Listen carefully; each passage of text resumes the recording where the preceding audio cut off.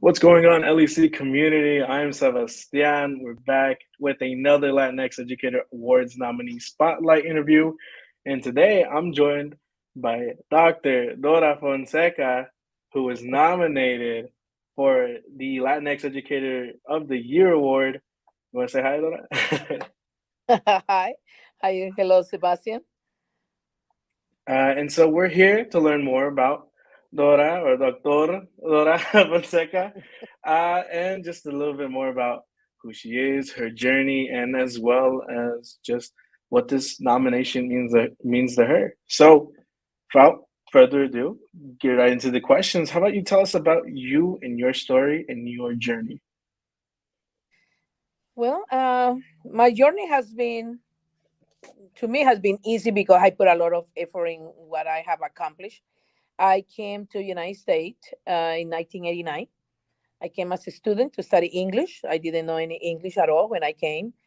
And I have the opportunity to be here because family from United States brought me here. They needed somebody to help with the kids. And I was nanny and I was a housekeeper while I was taking my English classes at Donnelly College. I was there for a year and a half, and I really didn't know what to do after I finished the intensive program. And thankfully, I met some teachers in there that they told me Kansas City School District is looking for teachers. Why you should apply. So I applied. Thankfully, when I finished in May, in August, I was hired, and I started working teaching Spanish at Fairmount Elementary School. It was a Spanish uh, full immersion school. I worked there for 8 years as a second and third grade teacher. And then 1 year, the last year before I left, I was the extended day coordinator. Then I moved to a charter school, and I worked for 11 years at Imagine Renaissance, teaching Spanish. In the last year and a half, I was the dean of student there.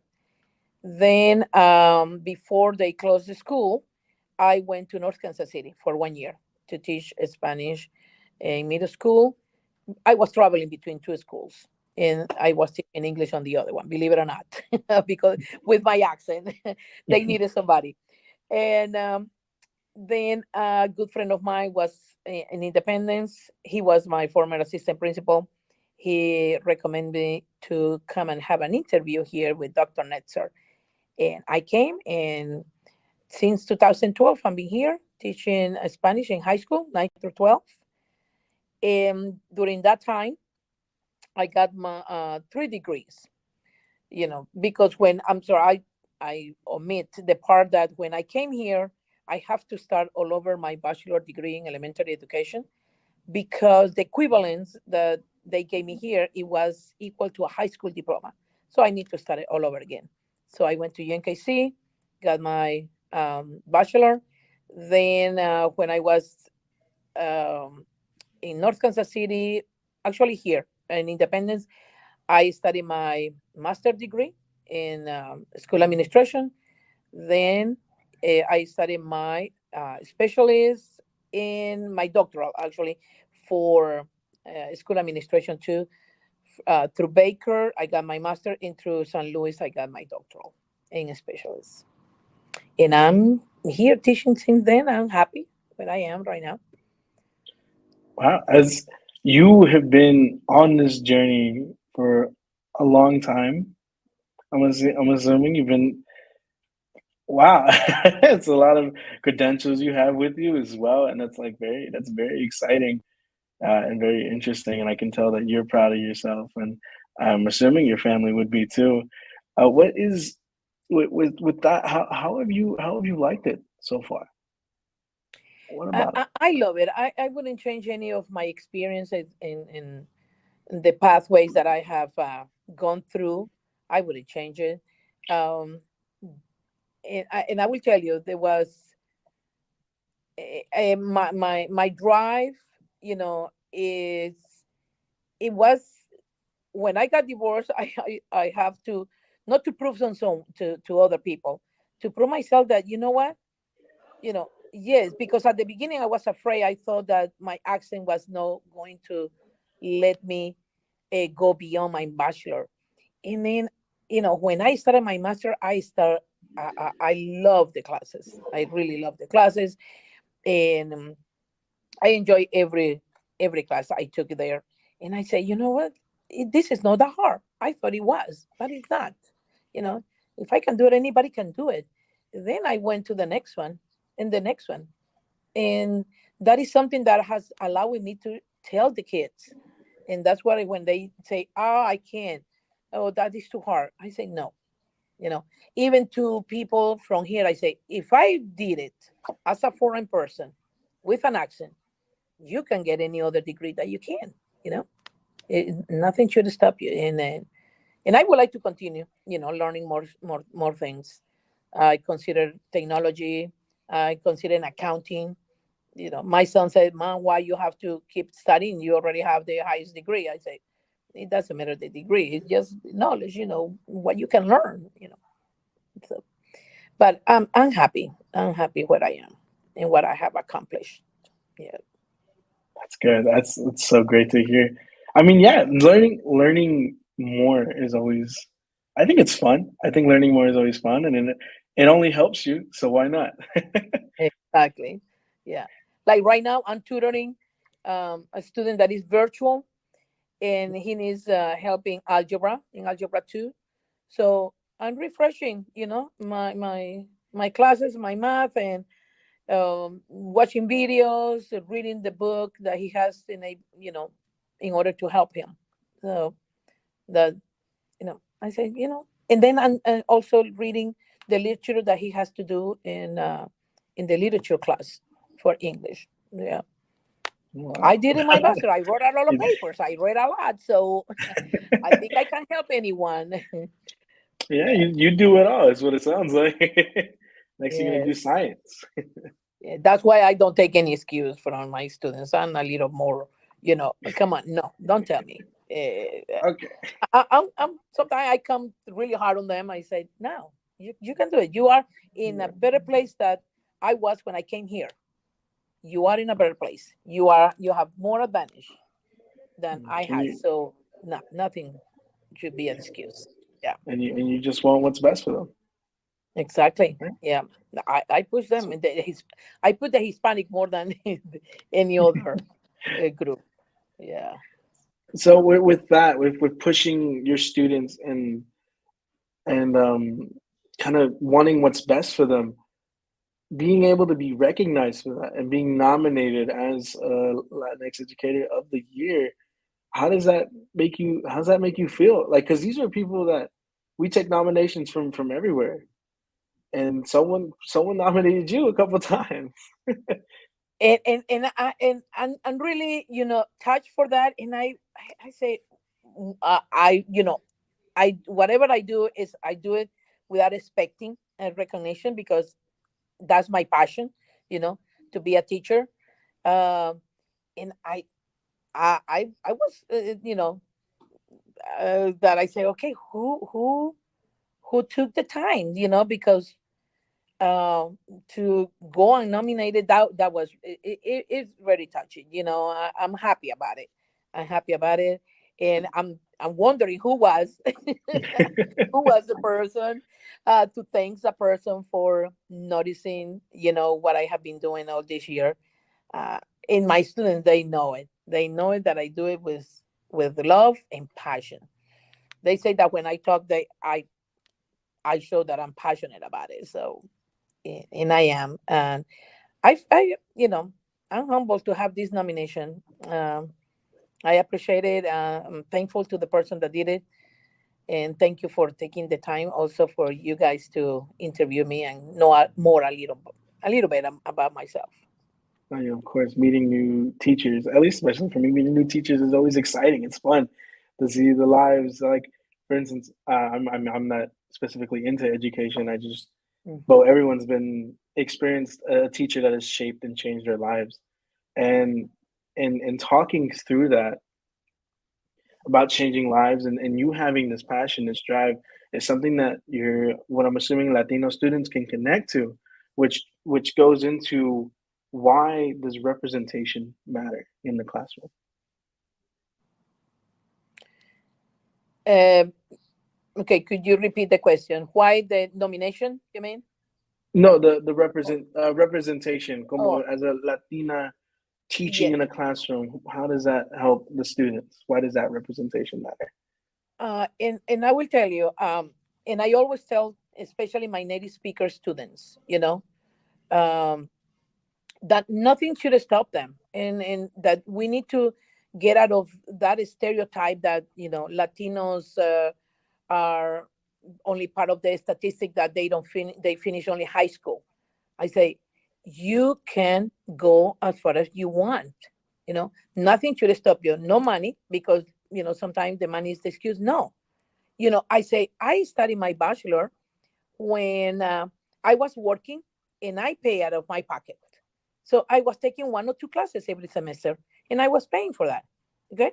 You don't need to be, going full time during the day. You can work during the day and take classes in the evening. That's what I did. That's how I got my bachelor in the evening, and then my master the same. So there are ways. I always encourage those that they graduate. Please, don't take a break. You don't need a break. Take advantage that you're young. You know, I was 28 when I came here, and I got my specialist in my doctoral when I was 29. In 2019, I graduated from with my doctoral. So I was not that young, but the age doesn't stop you. It's just a mental barrier. So I always talk to them. I listen to them, and try to push. Do something. You don't have to go through the 4 years college. you know there are other ways to um, be successful. Go to 2 years community college. There are so many things. You just need to find what are you got you are good at it, your skills. What are you passionate about? What make you happy? Because it doesn't matter if you're not going to earn the salary you want. You have to be happy in what you do. Okay, because if you get good money but you are so unhappy, you are going to be miserable, that you will end up leaving the job.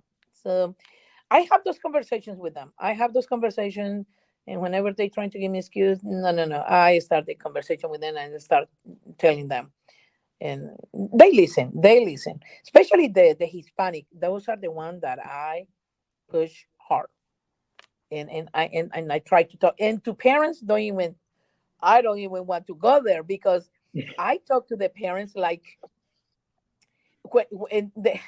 let me tell you this, if I have time.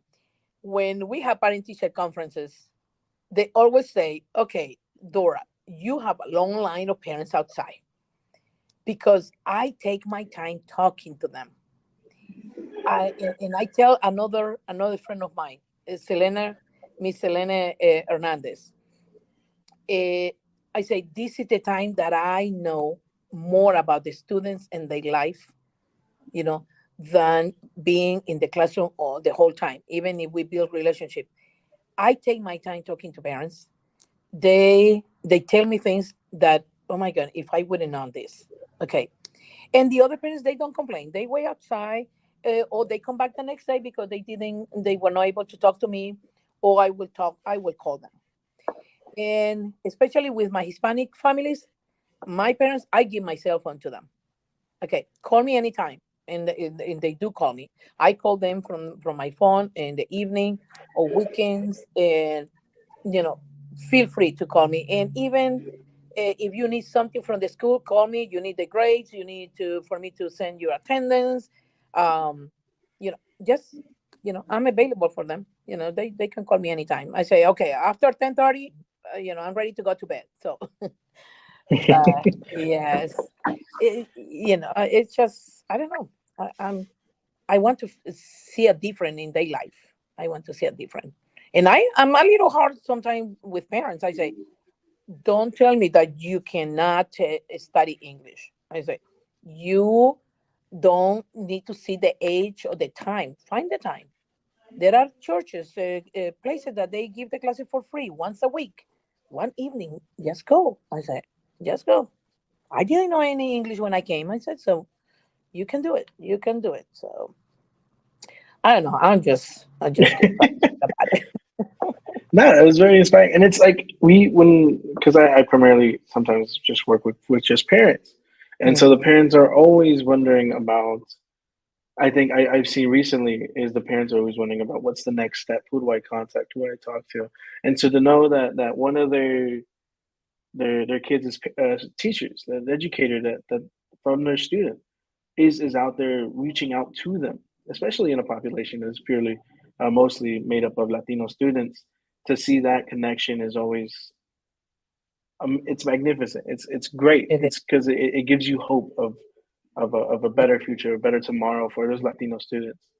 And it's And necessary that connection. mhm, Like right now, the Hispanics are the 30% of this school. It's the highest population, in Van Horn High School here in Independence.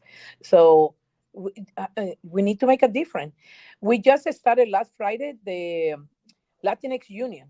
The union is student union for Hispanic. So mhm, I have one senior that had the initiative to request permission to organize it, and he has the other Spanish teacher and myself to be the sponsors. So yeah, so it's- let's with see. Let's see. If we motivate them to be part of activities because most of them they go home, they don't have the time. No, the importance also for leaving high school, being part, doing something, community service hours, eh, is start. eh, you need to feel comfortable speaking up your ideas, talking in front of others. Agree to disagree.